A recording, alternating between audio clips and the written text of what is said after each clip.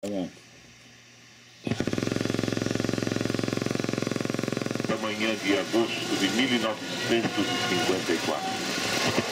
Nesse dia, o povo havia sido violentado pelo impacto que abalou a nação em todos os quadrantes.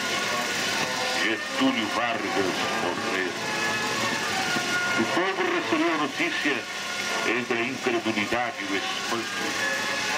Mas em pouco tempo, a verdade se confirmava e um extenso véu negro desceu sobre a alma brasileira. Getúlio Vargas morreu. Era a triste expressão que corria em todos os lábios. O povo chorava o seu grande estadista.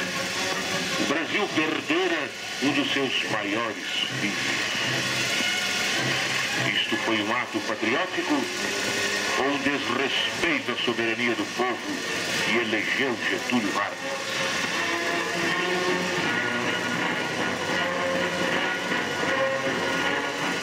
O povo que assistiu ao 24 de agosto tem ainda uma grande dívida a resgatar. O povo não tem memória curta, como pensam alguns.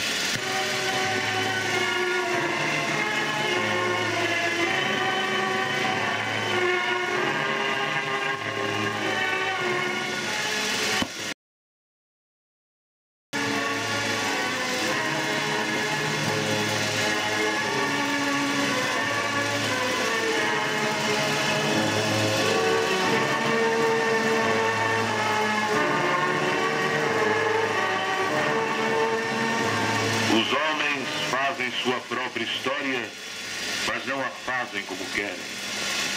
Não a fazem sob circunstâncias de sua escolha, e sim sob aquelas com que se defrontam diretamente ligadas e transmitidas pelo passado. E as gerações do presente são os verdadeiros juízes do passado.